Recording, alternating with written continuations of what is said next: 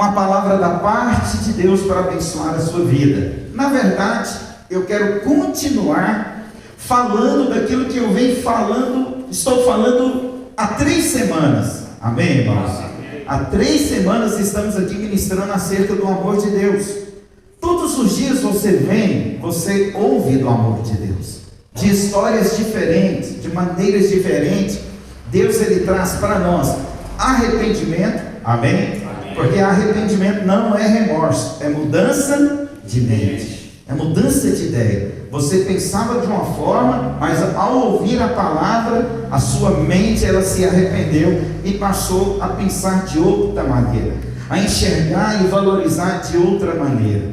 Sabe, Lucas 15 então conta a parábola de 3 parábolas, lembrando que no contexto a qual Jesus está ministrando aqui em Lucas 15, foi colocado um questionamento dos fariseus acerca de Jesus e de seus discípulos.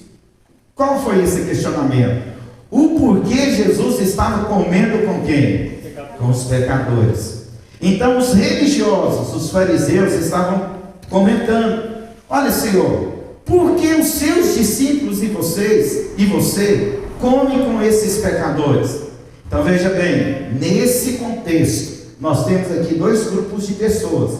Temos os religiosos, os escribas e fariseus, mas também temos os pecadores, os publicanos.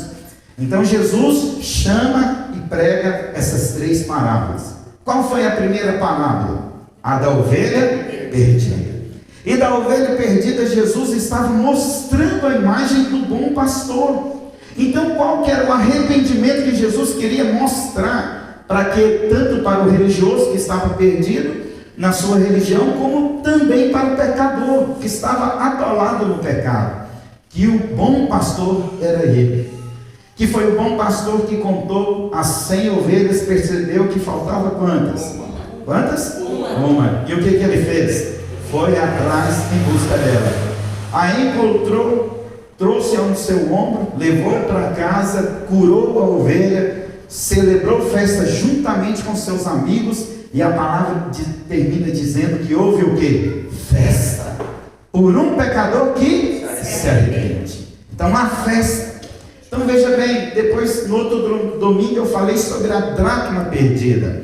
Jesus continuou com outra palavra, falando para esses 2 grupos de pessoas. Só que agora Jesus, ele coloca a ilustração da dracma. O que é a dracma perdida?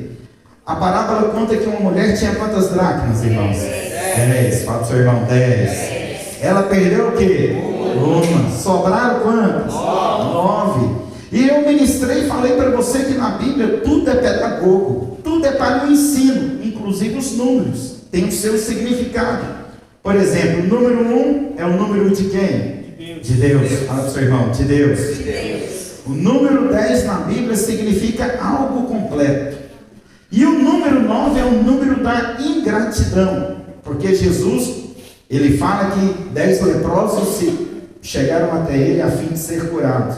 Jesus orou e falou: agora vai ao sacerdote e apresenta sua oferta pela cura. E quando eles estavam indo, eles perceberam que estavam totalmente curados. Apenas um voltou para agradecer, e os outros 9 viveram a sua vida. Não conta mais nada acerca deles. Então o 9 aponta para a ingratidão. E qual que é a mensagem que Jesus queria passar então para os fariseus religiosos e para o pecador? Que uma vida, para ser completa, as 10 dracmas, amém? Tem que ter qual? A que se perdeu. Porque uma vida com 9 é uma vida ingrata, é uma vida a qual Deus não reservou para você. Porque para aquela mulher, a dracma tinha alguns significados. Primeiro, era o dote. Todo homem, todo rapaz que fosse pedir a mão de uma moça naquela época, o que o pai daria para ele? O dote, a dracma, amém? Eram 10. Então era uma moeda grega que tinha o valor de um denário, que era um dia de trabalho do trabalhador. Mas também, para aquela mulher, representava a sua segurança. Porque se ela fosse casar com aquele marido, e ele a rejeitasse, a garantia para ela retornar para sua casa na jornada seria essas 10 dracmas. Então era algo muito importante para aquela mulher. Isso fala do quê? Do propósito de Deus. Que a nossa vida só é mente completada com Deus, o seu propósito na nossa vida. Amém. Sabe, fala para o seu irmão, você não pode viver uma vida incompleta. Amém? Quantos querem desfrutar do propósito de Deus? E domingo passado eu ministrei sobre a questão dos 2 filhos perdidos, que é justamente essa parábola a qual vou ministrar apenas uma atitude do pai. Então, o que acontece? Jesus termina contando essa história para esses 2 grupos de pessoas. E ele conta algo. Ele conta o seguinte: um pai muito rico, amém? Amém. Tinha quantos filhos? 2. Um mais moço e um mais velho. O mais moço perde a sua herança antes da hora. E o seu pai, então, reparte a sua herança, todos os seus bens, com os 2. Lembrando, o mais velho recebia sempre a porção dobrada. Então, se era 2, o pai dividiu em quantas? 3 partes. O mais velho ficou com quantas? 2. E o mais novo? Com uma parte. E a Bíblia diz que não passando muitos dias, o mais novo pega a sua parte, vai e perde tudo com uma vida dissoluta.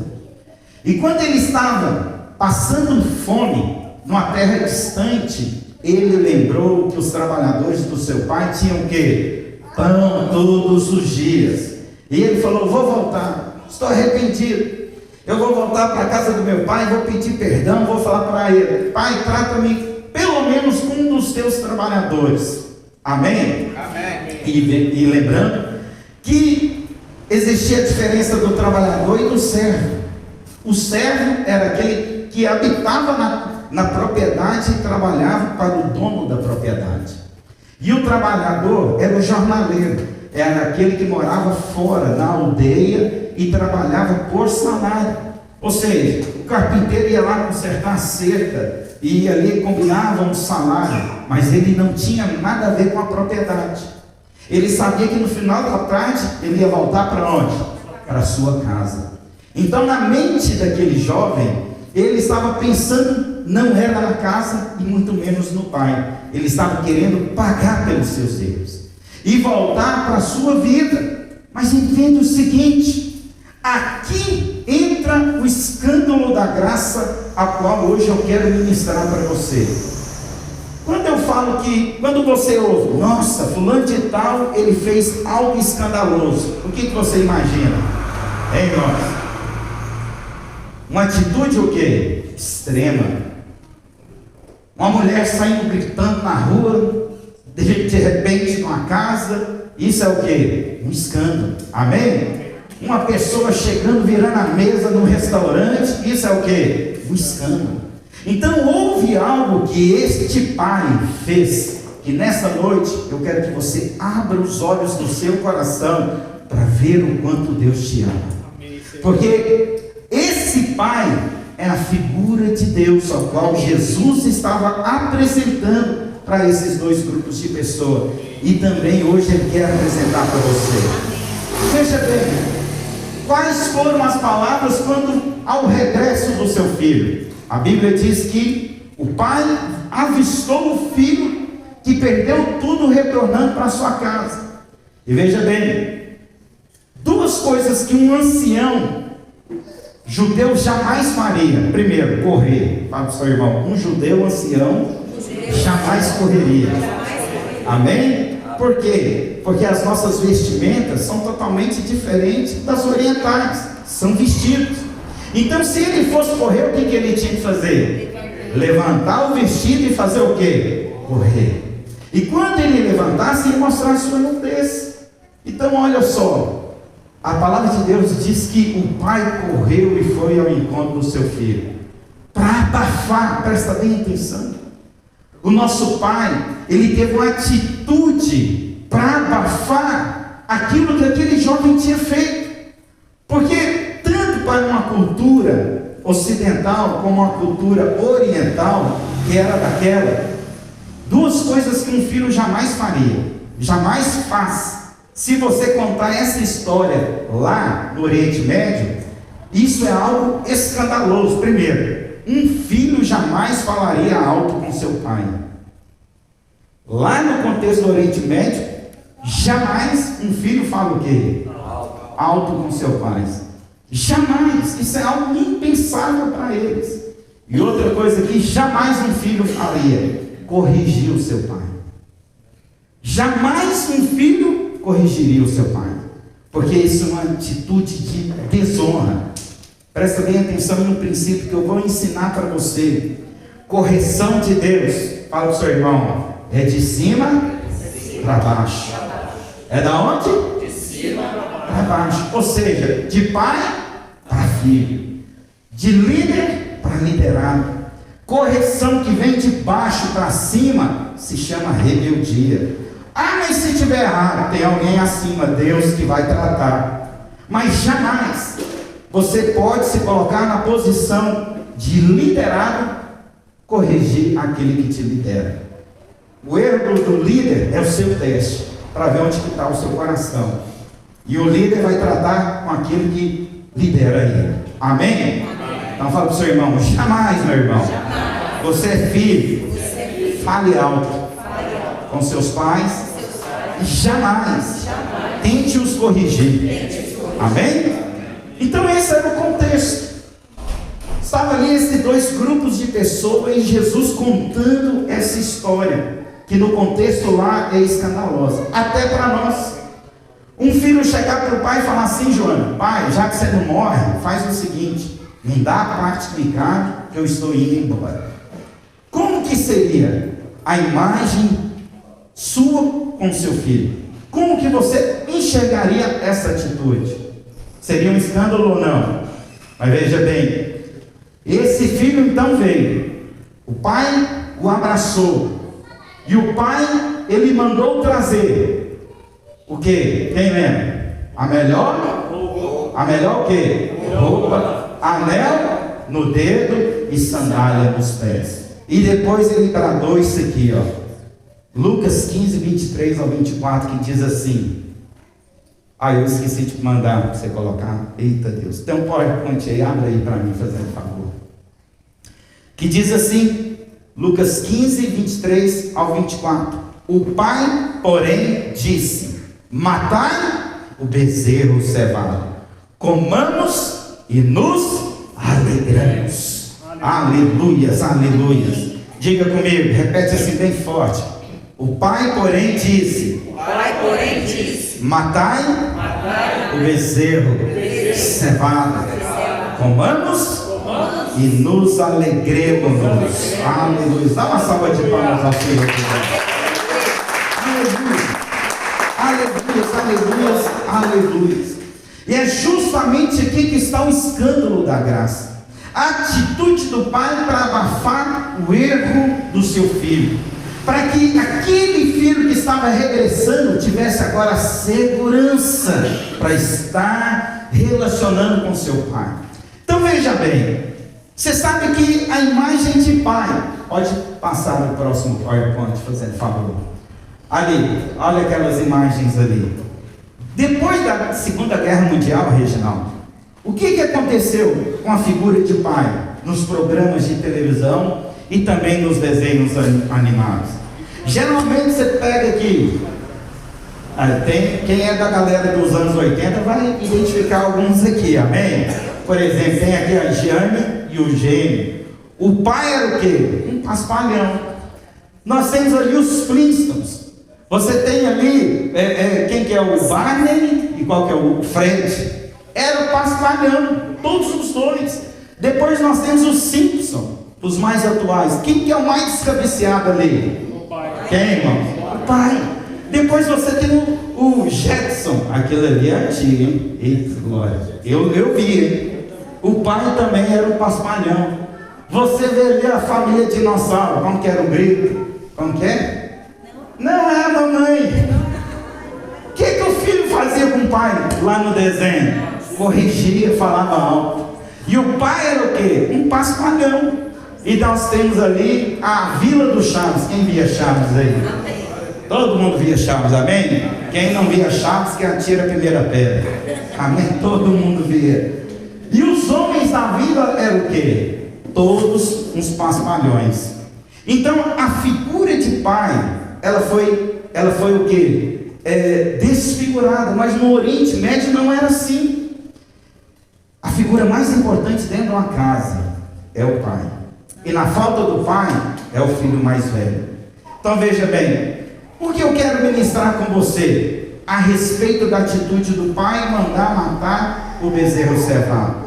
Então eu quero que você entenda o seguinte: por que o bezerro cevado foi motivo de escândalo? E o que significa esse bezerro cevado para nós?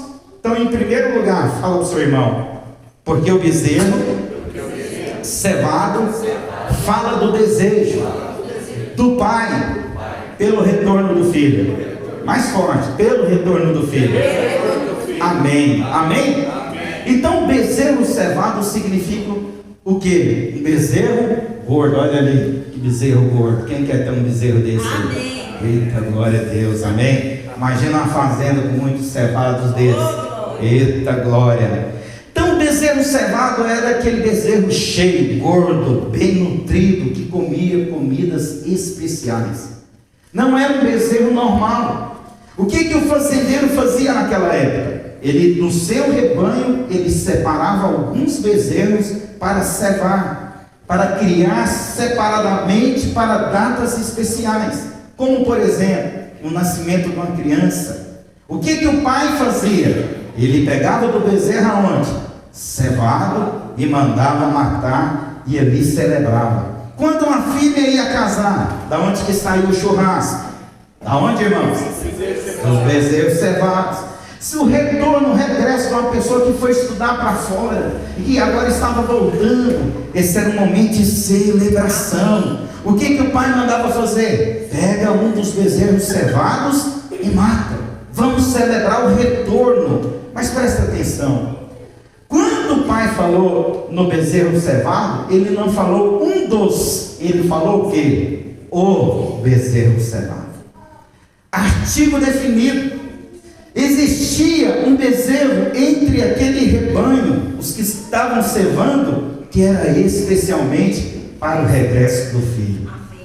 Presta bem atenção aqui, para você ter revelação do quanto Deus te ama.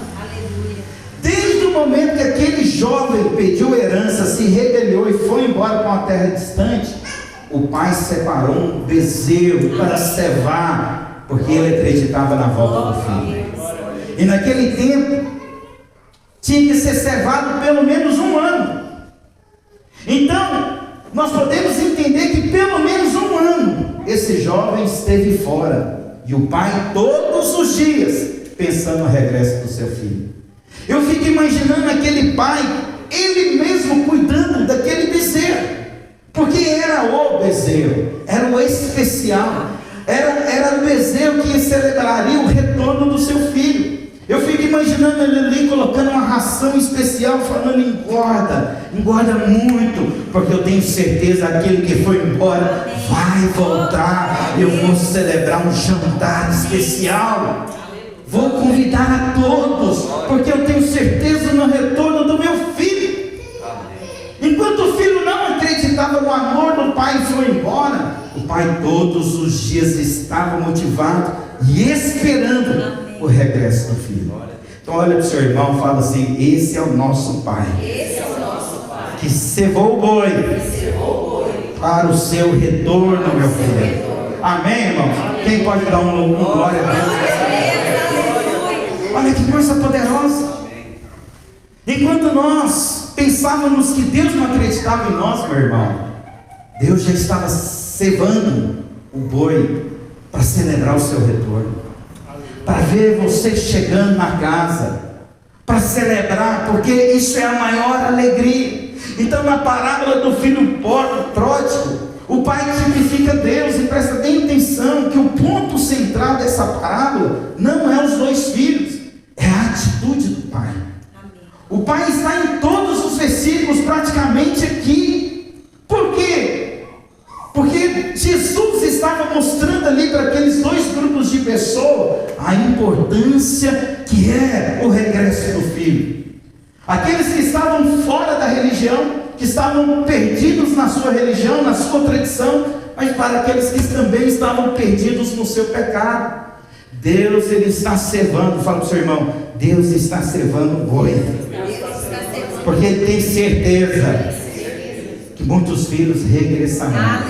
Quantos creem? Diga glória a Deus.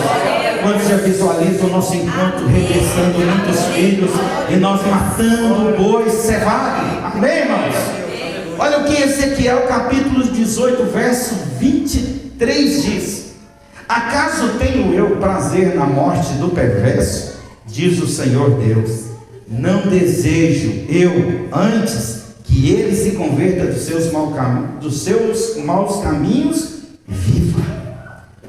O prazer do Pai não é a morte, o prazer do Pai é que a pessoa viva. Amém. Quando nós olhamos uma pessoa perdida lá fora, eu quero falar para você, não julgue no seu coração que aquela pessoa está colhendo o que merece, porque Deus tem cevado um boi para celebrar o retorno daquele que está perdido. O desejo de Deus é que o pecador ele converta do seu mau caminho. Eu sei que existem então muitos filhos de Deus vivendo como esse filho pródigo, longe da casa do Pai. Mas o desejo do Senhor é que algum dia eles retornem. 1 Timóteo capítulo 2 verso 4 diz assim: o qual deseja que todos os homens sejam o que, irmãos? Salvos. O que, irmãos? Salvos. Bem forte, o que? Salvos. E cheguem ao pleno conhecimento da verdade. Diga glória a Deus. Ô irmãos, eu quero falar para você, você foi criado para Deus e não tem sentido nenhum na sua vida viver longe dele, porque você foi criado para ele.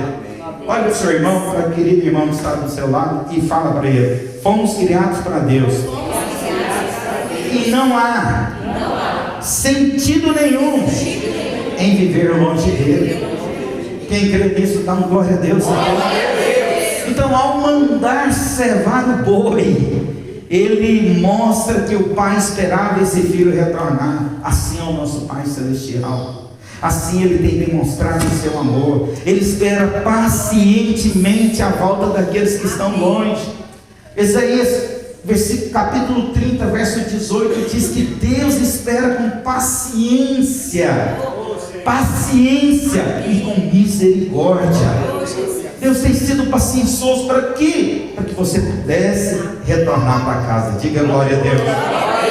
Sabe qual que é o escândalo da graça? É o fato do filho não acreditar no amor do pai e ir embora, mas o próprio pai mandar cevar o boi e esperar o filho todos os dias. Então fala, em primeiro lugar, o boi cevado é a prova que o nosso Deus e Pai acredita no retorno do filho. Em segundo lugar, o boi cevado fala do perdão incondicional do Pai. Olha ali que glória a Deus. Olha que imagem bonita ali. Fala para o seu irmão: eu profetizo uma picanha dessa na sua casa. E eu já vejo eu lá com você. Aleluia. Amém? Então o boi cevado fala do quê? Do perdão incondicional do Pai. Ali a picanha é a parte mais bonita do boi, ela não é? Aleluia. Então veja bem. O Reginaldo aqui já está visualizando. Oh Deus. Amém. Vamos comer uma picanha lá nessa casa. Aleluia. Amém? Então o bezerro cevado fala do perdão. Por quê? Presta bem atenção. O pai queria tanto que o filho voltasse, que nem passava na sua mente os atos de injustiça do seu filho. Ele não estava ali na sua casa cevando aquele boi com raiva.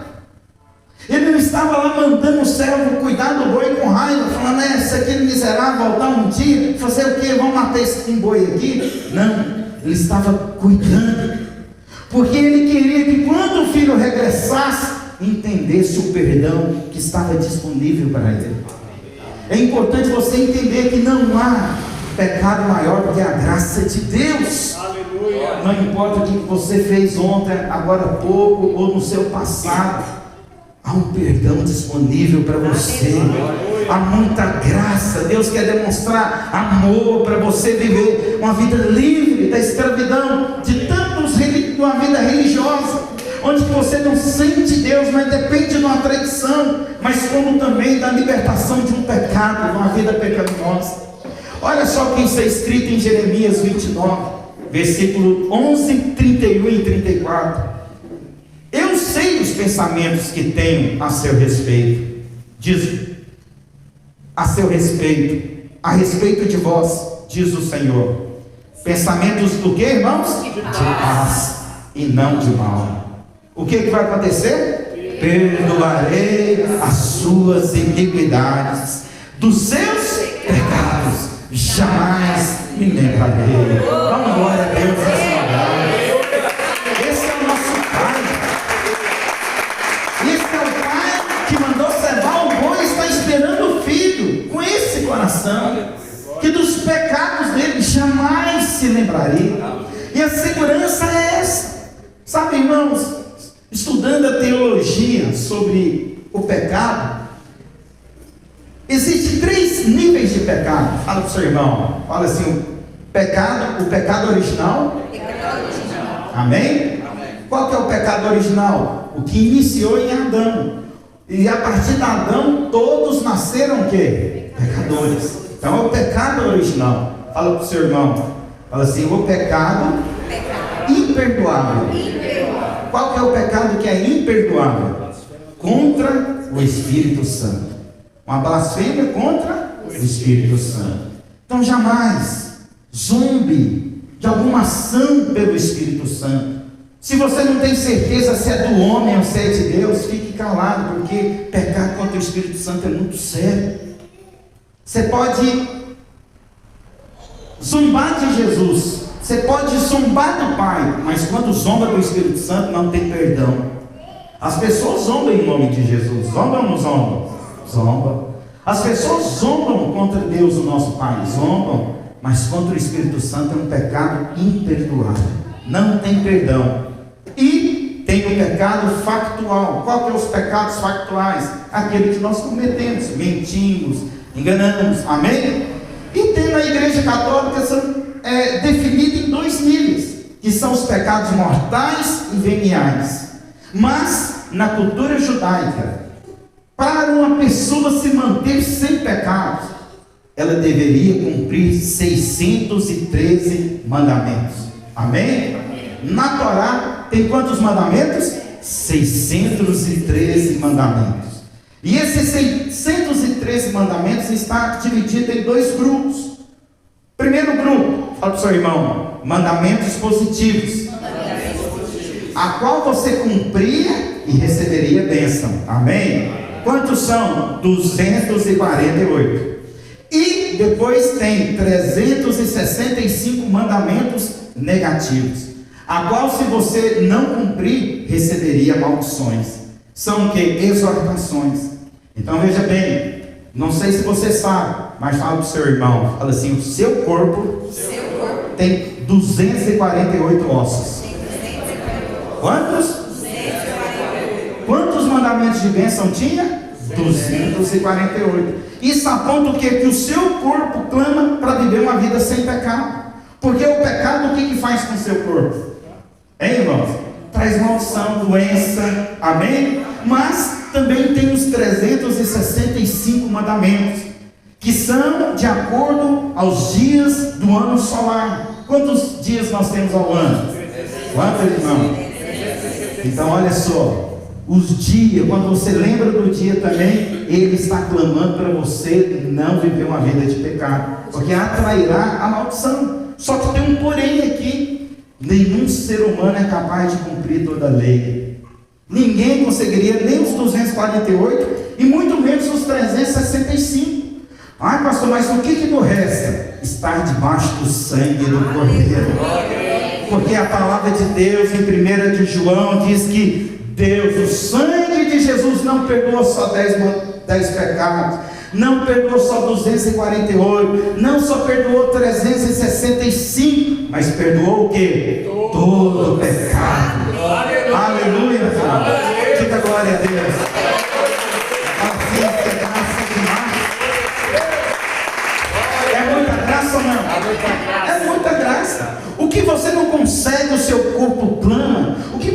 consegue todo dia, o dia te lembra, o sangue de Jesus te purifica, para você viver uma vida livre de maldição, para você ver o céu aberto sobre a sua vida.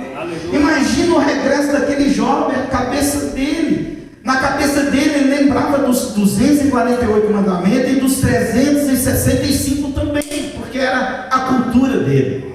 Então o que ele precisava? Da obra do sangue. Ele precisava da obra da morte do bezerro cevado para perdoar os seus pecados. Eu e você jamais conseguiremos viver uma vida próspera se não tivermos o sangue de Jesus sobre a nossa vida. Então olha para o seu irmão, fala assim: Jesus te ama, meu irmão. Amém? Quem crê no amor do Senhor aqui? Mas por um lado nós somos amados por Deus, nós somos odiados e invejados pelo diabo. Por quê? Porque você é tudo aquilo que ele queria ser e nunca vai ser. Fala para o seu irmão: o diabo tem inveja de você por alguns motivos. Amém? E eu vou falar aqui alguns motivos. Eu quero ver você dar glória a Deus, glorificando a Deus nesse lugar. Primeiro, porque ele pecou e foi amaldiçoado. Você pecou e foi o quê? Perdoado. Diga glória a Deus. Porque ele queria governar tudo e não pôde. E Deus criou o homem e disse: eu te dou autoridade para reger, governar todas as coisas. Porque ele queria ser semelhante ao Altíssimo e jamais será. Deus criou o homem à sua imagem, o quê? Semelhança. Dá glória a Deus. Deus criou o homem com capacidade de se multiplicar. Ele deu ao homem poder de fazer novos os homens. Mas você nunca vai ver a Bíblia falando que diabo cria diabo. Não tem poder de multiplicação. E você tem, diga glória a Deus. Para ele está destinado o lago de fogo, para nós está destinado o reino do céu. Ele será punido com a morte eterna. Você foi coroado com a vida eterna. Ele queria sentar no trono de Deus e foi expulso, e você será dado o privilégio de assentar com Jesus ao lado do trono do Pai. Glória a Deus. Então, tudo que o diabo queria e jamais vai ter, você tem. Você tem, pode viver. Porque o Pai está provando o amor sobre um filho que não merecia. Nada que aquele filho fizesse na cultura judaica voltaria atrás do seu erro. A atitude dele só teria um resultado na aldeia: apedrejamento. Ele seria apedrejado. Por isso que o pai foi, correu, fez um escândalo maior, correndo e mostrando a sua nudez para abafar o pecado do filho. Então olha só, irmãos, Deus fez tudo isso porque Ele te ama. Ele te ama. Porque o que Deus fez com o homem é o mesmo que alguns dos pais fazem com seus filhos. Presta bem atenção, você que é pai aqui. Não tem um dia que você olha para o seu filho e fala assim: meu Deus do céu, eu já falei 1000 vezes e ele fez. Nessa hora você quer arrancar a cinta e fazer o quê? Dá uma disciplina, é ou não é? Quem foi da geração que um filho errava e todo mundo apanhava junto? Quem era dessa geração? Era a coisa mais linda do mundo. Vem cá, quem que foi, pai? Depois eu te conto. Apanhava todo mundo junto. Amém? Dessa geração não tem ninguém sofrendo depressão, psicanálise, está tudo curado. Amém? Aprendeu ali. Mas, o que acontece? Muitas vezes, Joana, o filho erra e o pai faz o quê? Ele quer disciplinar o filho. Ele enche o coração de ira.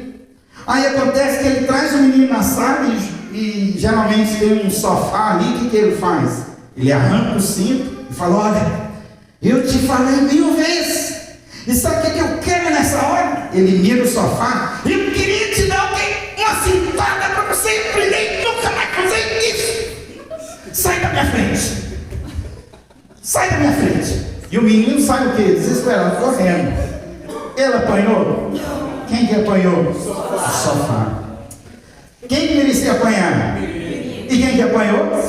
Sabe o que Deus fez um dia? Olhou para Adão e falou: Adão, o que você fez? Ai Deus, a mulher que tu me deste me deu o fruto da árvore que não podia comer, eu comi. Culpa dela. Ah, é Eva? Eva, vem cá. O que você fez? Ai, a serpente, esse animal veio, me enganou, me deu o fruto, eu comi. Ah, é? Então tá bom. Sabe o que Deus fez? Arrancou o cinto, em vez de dar em Eva, em Adão, ele olhou para a terra. Maldita será agora, todos os dias, por causa do pecado do homem. Oh Deus, aleluia. Em vez de Deus amaldiçoar, quem? O homem. Quem recebeu a maldição? A terra. Esse é o nosso Pai, cheio de amor e te ama. É um Pai que tem um coração tão grande como a figura desse Pai recebendo o filho. Que era para tomar uma cintada. E quem que levou a disciplina? O boi cevado. O boi cevado. Porque no pecado, qual que é o salário do pecado? A morte. Quem que deveria morrer? O filho. Mas quem que o pai mandou matar? O boi cevado. Isso é prova do perdão de Deus. Prova o quanto ele te ama. Quanto ele anseia e deseja o regresso de muitos filhos. Sabe, eu tenho certeza agora que o Pai está olhando aqui para nós, e está olhando ali para a porta, esperando muitos outros filhos retornarem, porque há um boi que foi cevado e morto, para que ele pudesse regressar. Sabe, fala para o seu irmão, fala assim: Deus é assim, meu irmão. Ele não te amaldiçoou, ele amaldiçoou a terra. Por isso você pode dizer que pelo sangue do Cordeiro você é abençoado. Olha o que o Salmo 45, verso 2 diz: por isso Deus te abençoou para todos sempre. Você é abençoado que período? Todos. Aquele filho regressando, mostrando ali o pai fazendo questão de gritar que o boi, o especial cevado seria morto. Aquele filho, ele estava descansando o perdão do pai. Ele me ama, porque se ele cevou um boi, ele sempre sabia que eu ia retornar. Eu quero falar para você, Deus sabia desde o início que você regressaria, que você retornaria. Esse é o nosso Deus. Fala assim: esse é o escândalo da graça, é o bezerro cevado que nos demonstra o perdão incondicional. E por fim, em terceiro lugar, o bezerro cevado fala da restauração da comunhão entre o pai e o filho. Olha que imagem bonita aí. Eita, pastor, você está castigando. Amém. Olha, costelada no chão, né? Oh Deus, amém? Por que eu coloquei essas costelas aí? Está simbolizando a festa. Diga glória a Deus. A palavra fala que há o que? Festa. Sabe, eu fico imaginando a efervescência das palavras do pai, quando ele avistou o filho e falou: rápido, tragam a melhor roupa, tragam o anel, tragam a sandália, já manda matar o boi cevado, porque aquele que estava morto reviveu. O que estava morto o quê? Reviveu. E olha só, eu fico imaginando esse pai levando esse menino lá para dentro de casa, falando: filho, peraí, toma um banho, se lava, você está fétido, está fedendo porco, porque era lá onde ele estava trabalhando. Vai tomar um banho, se lava, você vai viver o melhor tempo da sua vida agora. E aquele menino sai ali, e o pai falando: peraí, não é qualquer roupa, é a minha roupa. Porque na casa do pai, sempre a melhor roupa era do pai. Ele falou: peraí que eu vou no meu guarda-roupa. Pegou a melhor, a dele, veste. Oi, você está um príncipe. Peraí, está faltando algo. Toma um anel no dedo. O anel do dedo era o símbolo de autoridade. Era a mesma coisa que o pai falou: toma um cartão black, porque a partir de hoje você pode comprar e negociar no meu nome. Mas está faltando algo. Sandália nos pés. Traga sandália, porque meu filho não é escravo. Naquela época só andava calçado os pais e os filhos. Os servos andavam descalços. Mas chegou o momento, o ápice, que quando o servo gritou: patrão, morreu quem? Morreu o boi. O boi cevado morreu. Patrão, está tudo pronto. Eu fico imaginando o coração daquele jovem. Meu pai quer ter comunhão comigo. Aleluia. Sabe por quê, Joana? Na cultura judaica, um judeu jamais come com alguém que não conhece. Jamais um judeu vai te conhecer num dia e falar, vamos lá para casa comer. Eles não fazem isso. Só comem com quem tem comunhão. E o pai mandou matar o filho para quê? Para restaurar a comunhão. Veja bem a equação aqui. Filho morto, boi vivo. Fala para o seu irmão. Filho morto, boi vivo. Boi morto, filho vivo. O que ele queria? Que aquele jovem vivesse no lar. Era necessário o boi morrer e ter comunhão de mesa, para ele entender a aceitação do pai. Porque a pior coisa que tem é quando alguém vem, e isso na minha cabeça não passa hora nenhuma, não encaixa na minha cabeça um filho de Deus entristecido com a vida. Porque se ele está entristecido na vida, ele não entendeu que quem morreu? Quem, irmãos? O boi. Para que ele pudesse ter o quê? Vida. Sabe, eu e você, nós temos que viver uma vida cristã intensa. Por que o pai mandou matar o boi? Porque ele queria um filho morto dentro de casa. Eu quero falar para você, filho, Deus não te quer morto aqui, inseguro, pensar se vai dar certo. Entenda o seguinte: há 2000 anos atrás, e a Bíblia diz que antes da fundação do mundo, o cordeiro já foi morto. Deus já tinha cevado um boi, justamente para salvar eu e você. E esse boi é Jesus Cristo, que foi morto lá na cruz do Calvário, para que você pudesse ter segurança na comunhão com o Pai hoje. Sabe, eu quero terminar esse culto com você, celebrando esse amor, essa tamanha bondade, que nós nunca merecíamos. Não tem ninguém nessa terra que merecia que esse boi morresse. Não era qualquer um, Joana. Era o melhor, o especial, a qual o pai tinha reservado para a morte, para que o regresso do filho. E eu quero falar para você, Jesus morreu por você, para que você pudesse ser um filho cheio de vida do seu pai, para que você entendesse que você não é alguém que vai chegar igual aquele cachorro que fez arte e o dono fica na porta esperando ele entrar. Deus não é assim, não. Lembra da cintada? Quem tomou a cintada? Foi a terra. Deus amaldiçoou a terra para que você não pudesse receber a maldição. Amém. E hoje estamos debaixo da ação do sangue que nos purificou de todo o pecado. Vamos ficar de pé nessa noite. Eu quero terminar nessa noite. Primeiro nós vamos cantar uma canção agradecendo tamanha bondade. Essa música, Bondade de Deus, nós vamos cantar. E depois nós vamos terminar aqui abraçando uns aos outros e declarando para o seu irmão que o Pai te aceita. Amém. Lembra quanto Deus te ama. Ele sempre esperou o dia do retorno.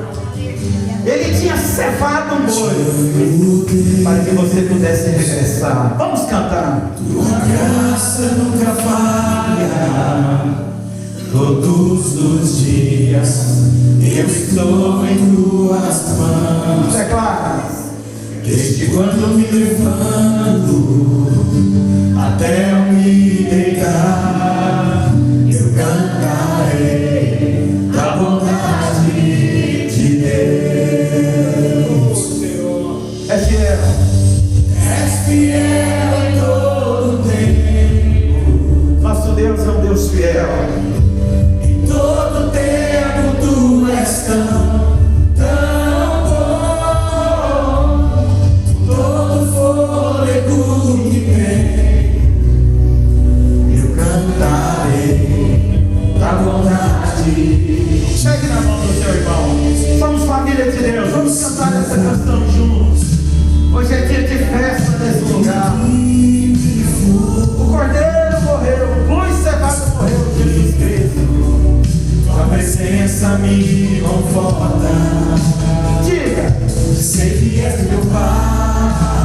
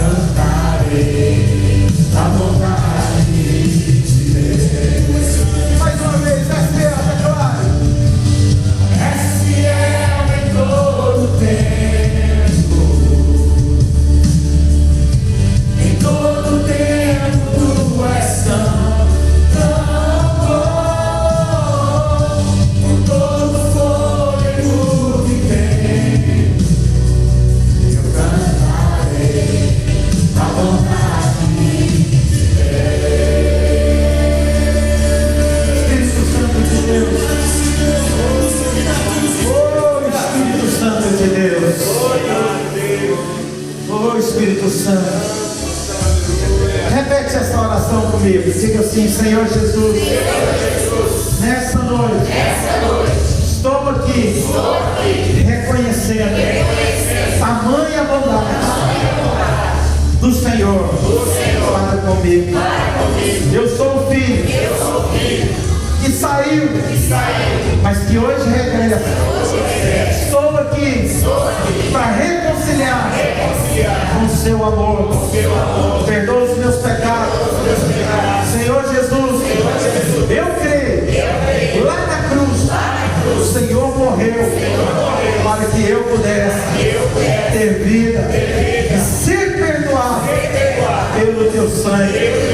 Por isso, nessa noite, eu te recebo como Senhor e Salvador da minha vida, porque eu creio.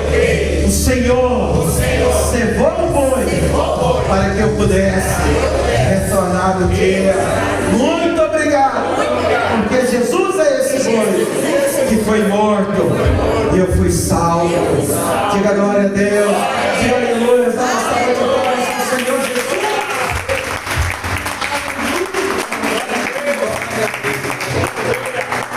Aleluia, irmãos.